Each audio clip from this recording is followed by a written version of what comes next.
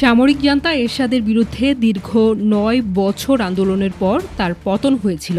সে আন্দোলনে প্রায় ৩৭০ জন জীবন দিয়েছিলেন। পঙ্গু, গুম হয়েছিলেন অসংখ্য মানুষ। হরতাল হয়েছিল প্রায় ১ বছর ৩২৮ দিন। অবরোধ হয়েছিল ৭০ দিন। জাতীয় সম্পদ ও আর্থিক ক্ষতিও হয়েছিল প্রায় ৩০,০০০ কোটি টাকার। আর হাসিনার বিরুদ্ধে যুদ্ধে কত কিছু হারাতে হয়েছে সেটা নিশ্চয়ই মনে করিয়ে দিতে হবে না। তবে এরশাদ বিরোধী ও হাসিনা বিরোধী আন্দোলনের কিছু মিলের কথা হয়তো অনেকেই জানেন না, এবং এই কথাও এখন অনেকের কাছে অবিশ্বাস্য লাগতে পারে। এরশাদ বিরোধী আন্দোলনের মহানায়কেরা কেউ রাজনৈতিকভাবে চূড়ান্ত সফলতা অর্জন করতে পারেননি। এখন যখন আন্দোলনের সমন্বয়কদের ভবিষ্যৎ নিয়ে অনেকেই ভাবছেন, তারা এই ইতিহাস জানলে বুঝতে পারবেন কি হতে যাচ্ছে এই সমন্বয়কদের ভাগ্যে। প্রথমেই এরশাদ বিরোধী ও হাসিনা বিরোধী আন্দোলনের মধ্যকার মিলগুলোর কথা বলি। এরশাদ ও হাসিনা দুইজনই ছিলেন চরম মাত্রার নির্লজ্জ। এটা সবারই বুঝে আছে আশা রাখি। এরশাদ বিরোধী আন্দোলনে ছাত্ররাই ছিলেন নেতৃস্থানীয়। শেখ হাসিনাকে হটিয়েছে সেই ছাত্ররাই। হাসিনা বন্ধ করেছিল ইন্টারনেট, এরশাদ বন্ধ করেছিল বিশ্ববিদ্যালয়। এরশাদও ছাত্রদের দাবির বিষয়টিকে উচ্চ আদালতের দিকে ঠেলে দিয়েছিল। হাসিনাও উচ্চ আদালতকে ষড়যন্ত্রের হাতিয়ার বানিয়েছিলেন।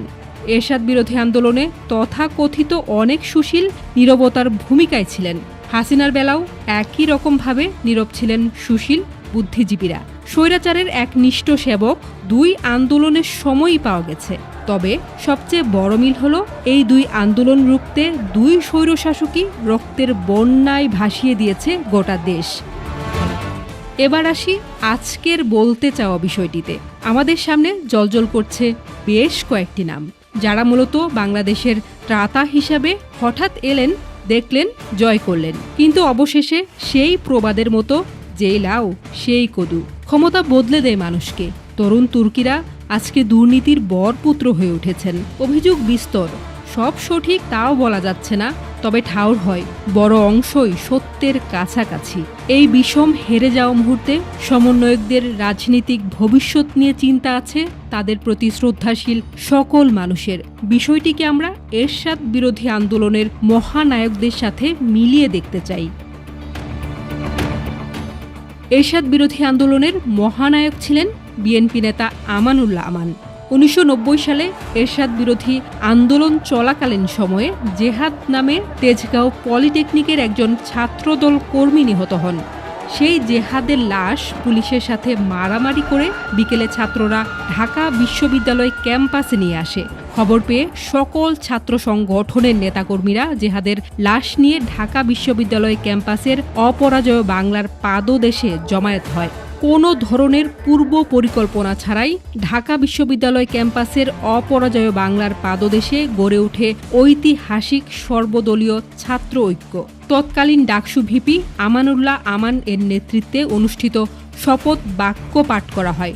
স্বৈরাচারের পতন না হওয়া পর্যন্ত আমরা ঘরে ফিরে যাব না, এমন তেজোদ্দীপ্ত নেতা আজকের বিএনপিতে মধ্যম সারির নেতা হয়ে আছেন।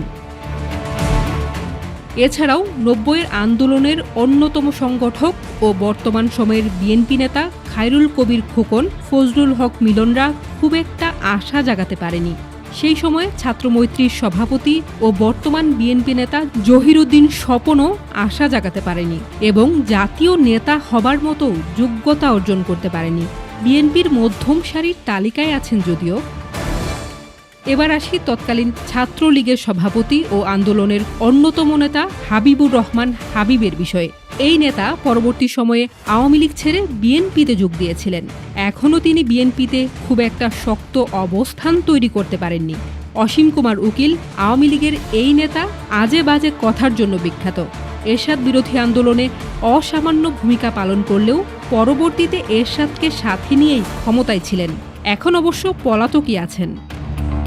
ছাত্রদল নেতা নাজির উদ্দিন জেহাদ ও চিকিৎসক নেতা শামসুল আলম মিলনের মৃত্যু ৯০-এ বেগবান করেছিল আন্দোলন, যা পতন ডেকে আনে এরশাদের। সেই সময়ে মিলনের সঙ্গেই ছিলেন মোস্তফা জালাল মহিউদ্দিন, যিনি পরবর্তীতে আওয়ামী রাজনীতি করেছেন। এবার বলবো আরেকজন তুখোড় ছাত্রনেতার কথা, এরশাদ বিরোধী আন্দোলনে তিনি ছিলেন সামনের কাতারে। ইলিয়াস আলী তার নাম। এরশাদ বিরোধী আন্দোলনে বারে বারে গ্রেফতার হওয়া এই নেতা আওয়ামী জমানায় গুমের শিকার হয়। ইলিয়াস আলী অবশ্য জাতীয় রাজনীতিতে সফলতার পথ ধরেই হাঁটছিলেন। জিয়াউদ্দিন বাবলু নামের আরেক ছাত্রনেতার কথা আলাদা করেই বলতে হয়। শুরুর দিকে জাসদ বাসদ করতেন। ৮০ দশকের শুরুতে ডাকসুর জিএস থাকা অবস্থায় এরশাদের দলে যোগ দিয়ে ব্যাপক আলোচনার জন্ম দিয়েছিলেন তিনি। এরশাদের শাসনামলে শিক্ষা উপমন্ত্রীর দায়িত্ব পালন করেন। এই নেতা শুধু ক্ষমতার লোভে জাতির সাথে বেইমানি করেছিলেন, কিন্তু এরপর দীর্ঘদিন ধরে রাজনীতি করলেও গ্রহণযোগ্য নেতায় পরিণত হতে পারেননি। এরকম আরও অসংখ্য নেতার কথা বলা যাবে, যারা এরশাদ বিরোধী আন্দোলনে সক্রিয় ছিলেন এবং অসীম সাহসিকতার পরিচয় দিয়েছিলেন, কিন্তু পরবর্তীতে রাজনৈতিকভাবে খুব একটা এগোতে পারেনি। তাই এখনকার নেতা ও সমন্বয়কদের নিয়ে আশা ভঙ্গের প্লট তৈরি হচ্ছে। একে তো দুর্নীতির খবর, অন্যদিকে রাজনীতিতে বুদ্ধিমত্তার পরিচয় দিতে না পারা ডুবিয়ে দিচ্ছে মানুষের স্বপ্নকে। আপাতভাবে ধরেই নেওয়া যায় এরা আসলে মাকাল ফল হয়ে থাকছেন। তবুও স্বপ্ন দেখার তো দোষ নেই। এই তরুণরা সঠিক পথ ধরেই উঠে আসুক, বলুক বাংলাদেশের কথা।